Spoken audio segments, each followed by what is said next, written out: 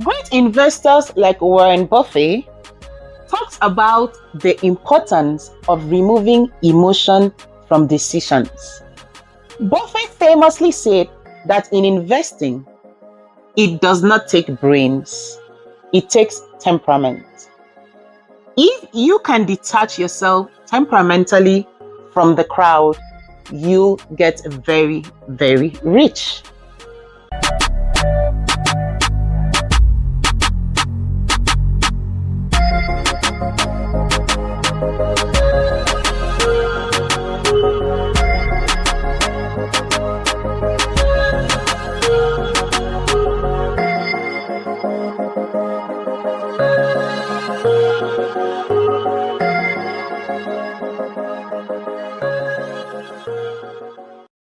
Picture this. You're clinging to a job or an opportunity, not because it brings you any joy or fulfillment, but because you are terrified of what it means to lose it. Your identity has fused with the outcome, and in that fusion, your power, your peace, your clarity disappear. Better still, have you ever felt like your emotions were running the show? Like when a tough conversation, a curveball at work, or even just an annoying email leaves you rattled. And suddenly, stress or frustration hijacks your brain. In today's episode of Clarity to Impact, we're tackling that head on. I'm not just going to talk about why that happens. I'm going to give you a clear, actionable framework to change it. Welcome to another episode of Clarity to Impact, the show where purpose meets precision. If you're ready to think clearly, lead boldly, and turn vision into measurable results, you're in the right place. I am your host, Blessing Asukwa Ekpo, and today we're talking about emotional detachment and freedom. The power to stay calm, clear, and focused no matter what's thrown your way.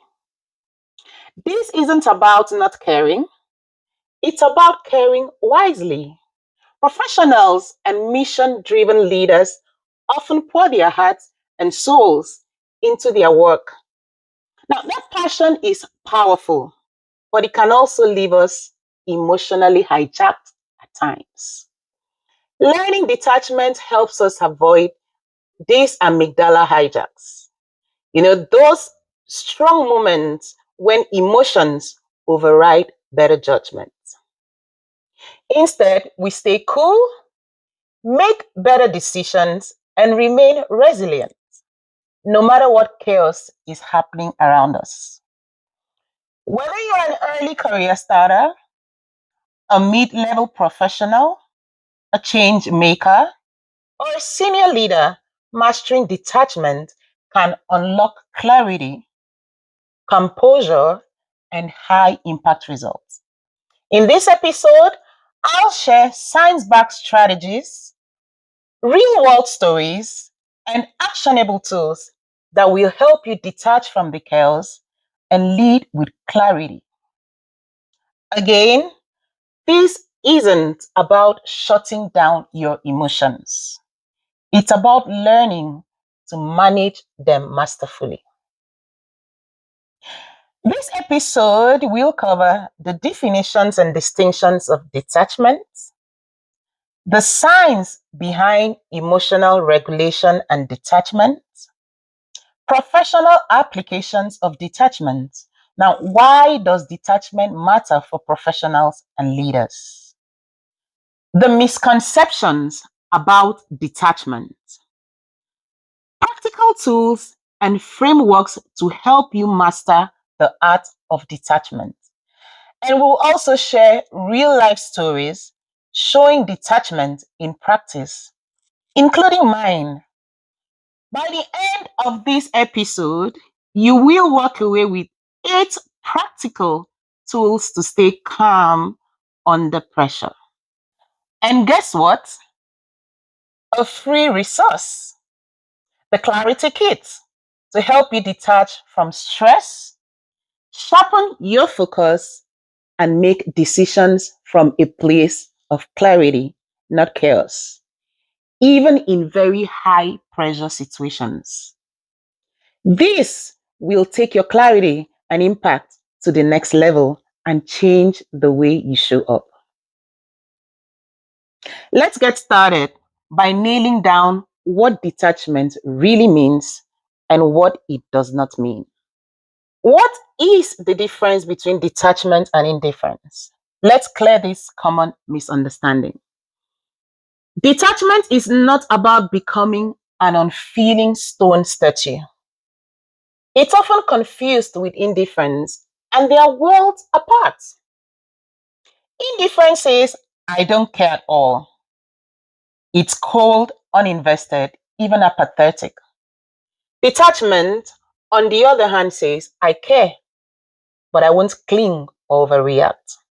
One writer puts it bluntly: there is a huge difference between not taking it on, that's detachment, and not giving a damn, that's indifference. Life matters to me. I am aware of struggle and suffering, but I choose not to own them or let them overwhelm me. In other words, detachment is about non reaction without numbness.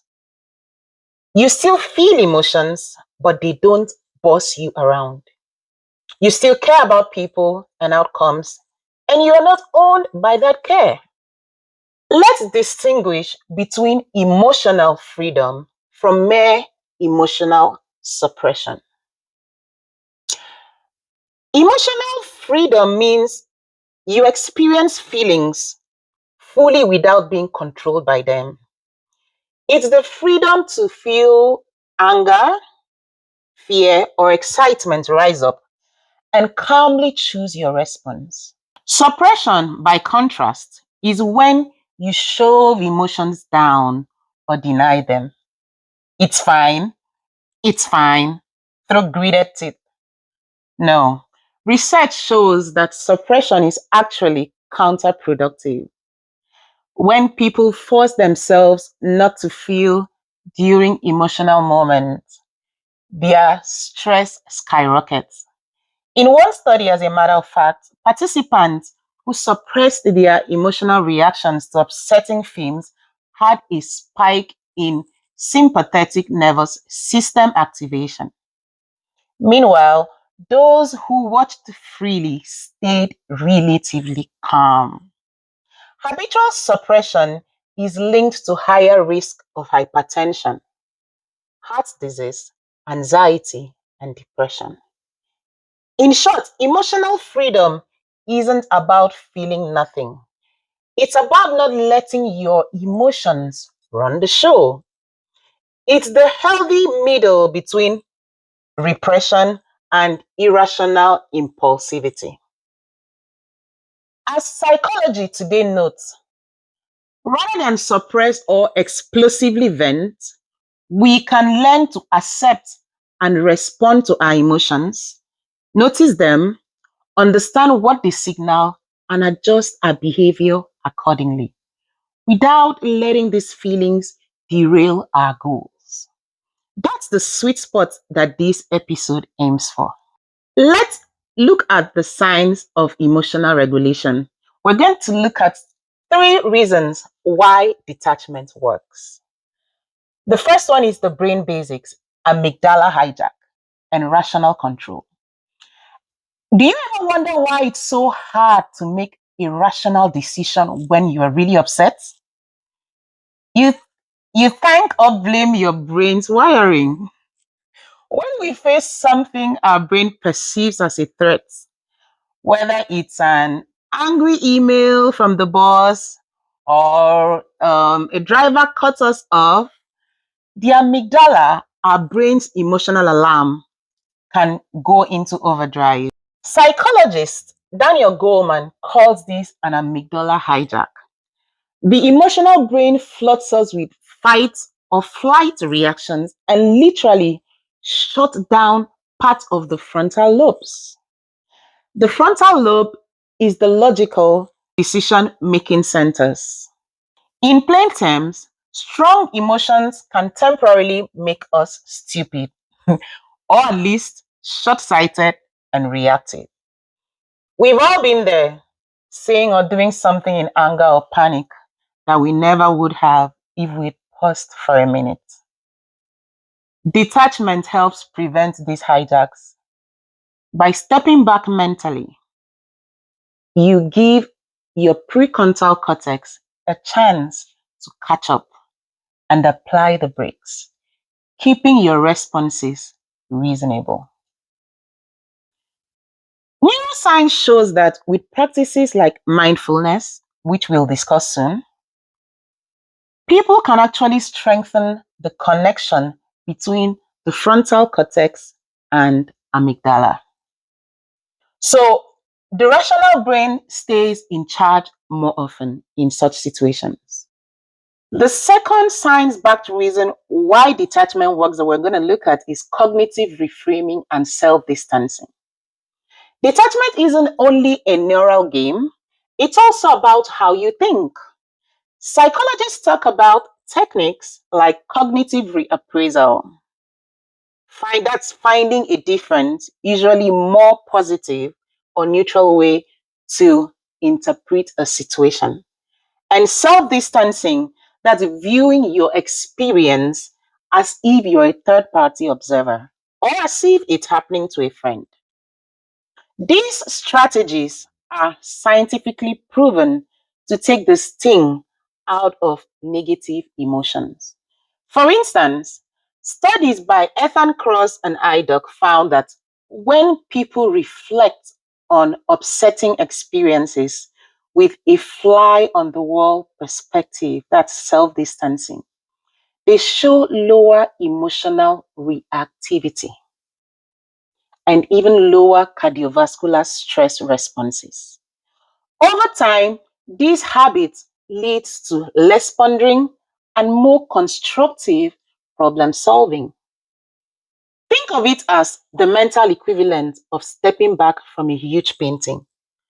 You are able to see the whole picture instead of getting lost in one ugly brushstroke. By detaching from the heat of the moment, you engage your smarter self. You might literally ask, what would I tell my best friend if they were in this situation? That little mental trick creates space between you and the emotion, which often is enough to keep the emotion from overwhelming you. Science is basically affirming what wise folks have said for ages.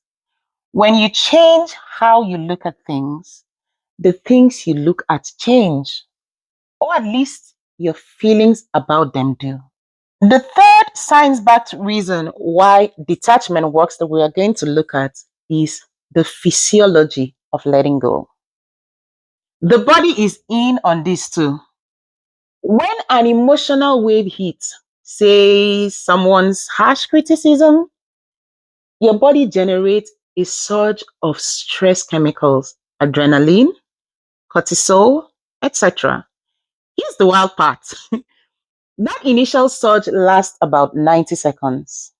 And if you don't feed it, according to brain scientist Dr. Jill Botley Taylor, after those 90 seconds, any continued emotion is essentially your mind keeping it alive by dwelling on it. She calls it the 90-second rule.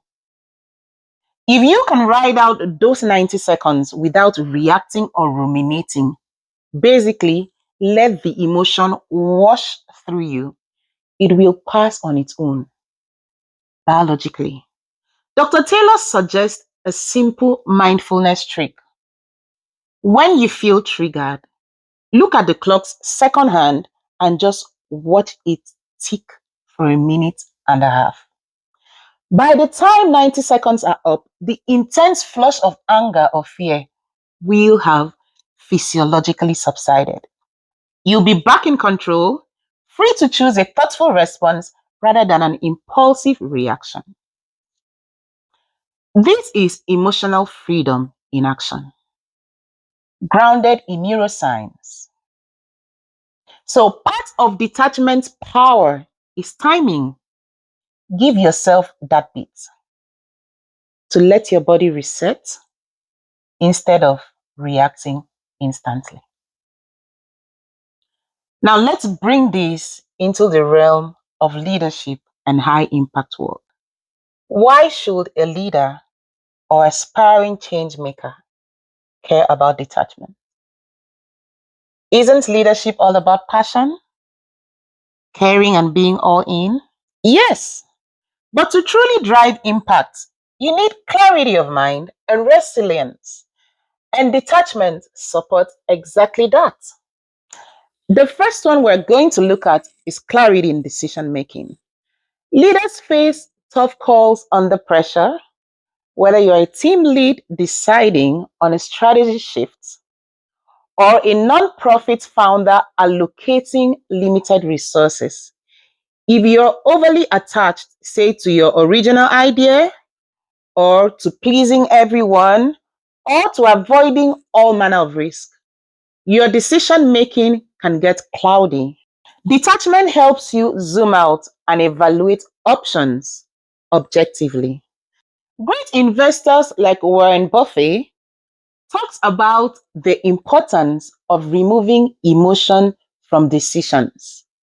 Buffett famously said that in investing, it does not take brains, it takes temperament.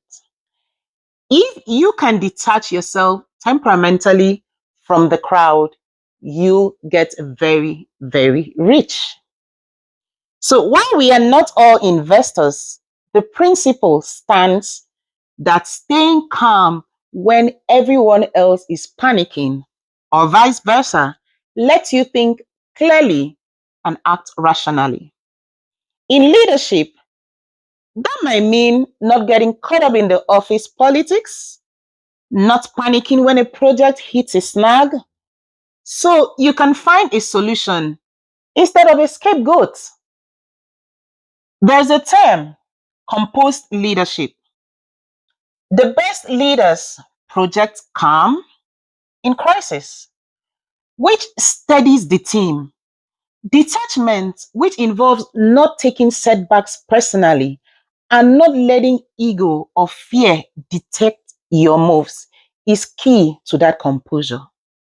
When you're detached from your ego needs, you're more open to feedback, more willing to pivot strategies, and more focused on the mission than on being right.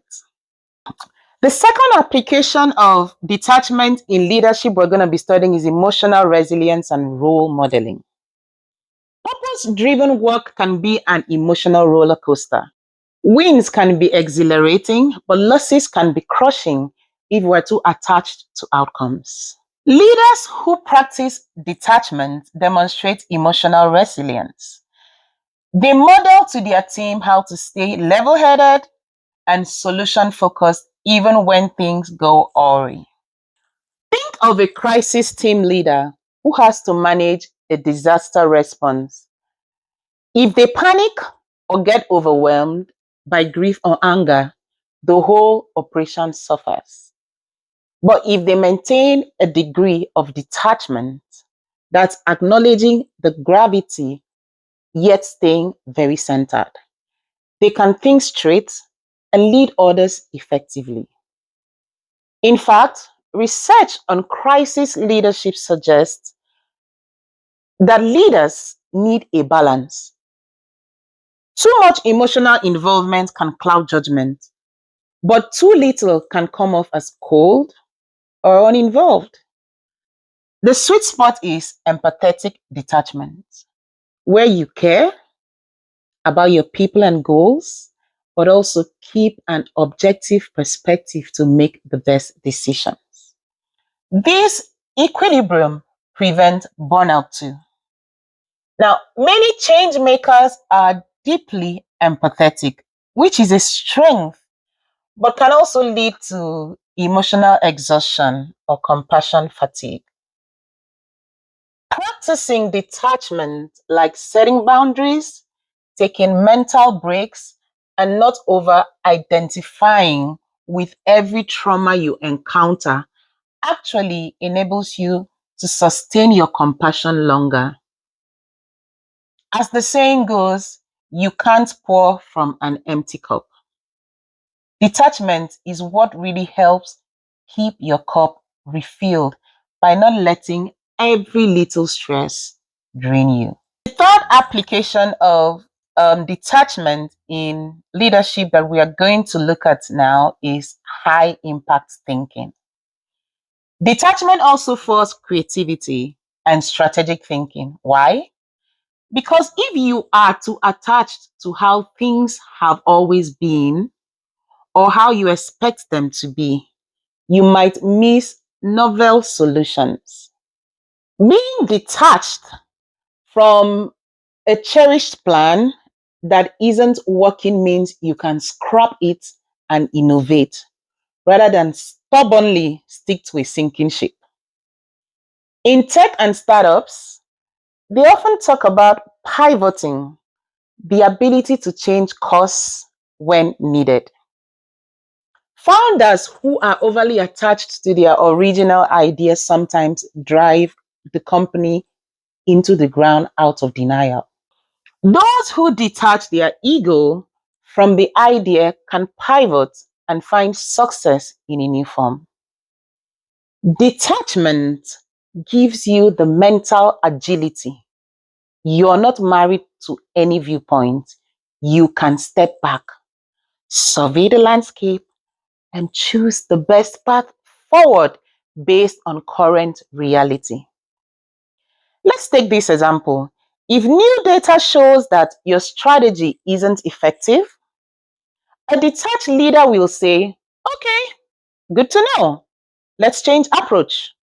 Whereas an attached leader might feel personally threatened or defeated by information.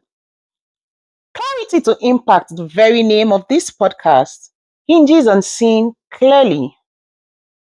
Detachment is like cleaning the fog off the windshield of your mind. With less emotional fog, you can see the road and drive the team to its destination. It's time to tackle a few myths. When people first hear detachment, they sometimes imagine extremes or get worried that it implies something negative. Let's dispel some of these myths. The first myth we're going to be dispelling is that detachment is coldness. Detachment means not feeling or being a numb robot. No. The truth is, healthy detachment isn't emotional numbness. You still feel emotions. You just don't feed the unhelpful ones or let them control your actions. There's a huge difference between avoiding emotions and managing them. In fact, truly detached folks often have great self awareness of their feelings because they observe them honestly. By contrast, unhealthy detachment or emotional numbing is when someone refuses to engage at all. They shut down, avoid intimacy or difficult feelings, and many come across as cold. That's not our goal here at all. As one coaching resource explains, healthy detachment actually offers a state of calm and objectivity during tension, whereas unhealthy detachment leads to disconnection and poor relationships. If you're healthily detached, you'll still laugh, empathize, maybe even cry at times. You're human. You're just approaching those emotions with a bit of perspective and choice. Think of it this way: being detached is like being the sky, and your emotions are the weather. So you experience them, but you aren't defined by them. And you know that storms pass. The second myth we will be dispelling is detachment kills passion. If I detach, I'll lose my passion and drive. No, the truth is, this is common concern, especially amongst purpose driven folks. You might think my attachment to this cause is what motivates me. If I detach, won't I become complacent? Mm-mm. The irony is that detachment can make you more effective in the pursuit of your passion, not less. It doesn't mean you stop caring about your goals. It means you stop clinging to one narrow outcome or to the ego boost of success. Detachment can free you from the paralyzing fear of failure. Since your identity isn't tied to always winning, you can take bold actions. It also means if plan A fails, you won't be devastated. You move to plan B with your enthusiasm intact. Consider an analogy. A good archer focuses on their form and aim, which is the process, and lets the arrow fly without obsessing in midair about whether it will hit the bullseye. They care deeply about archery. But the moment of action, they are detached from the result. This mindset often improves performance. Many professional athletes practice a form of detachment playfully, but if you miss a shot, shake it off and be ready for the next play. In leadership, detachment similarly keeps you from choking under pressure or losing morale when outcomes vary. You remain passionate but not fixated. Okay? Now, the third myth we're going to be dispelling is that detachment is selfish and uncaring. Wouldn't I become indifferent to others? No. The truth is that real detachment is compassionate. You might actually become more present for others when you're not tangled up in your own emotional roller coaster. Indifference is, I don't care about you. Detachment is, I care about you. I will support you, but I won't entangle myself in every emotional whirlwind with you. Take, for example, a leader might care about a struggling employee, but instead of panicking with them, the leader stays calm and helps them find solution to their problem. That calm concern is more helpful than mutual panic. Another term here is detached compassion or loving detachment. And this is often used in caregiving or counseling fields. It means being there for someone without absorbing their anxiety or trying to control their choices. It respects others' autonomy and one's own boundaries. Far from being uncaring, it's a sustainable form of care. It also protects against burnout. If you're a change maker trying to solve big problems like climate change, social justice, if you get so attached that every setback is personal agony, you flame out.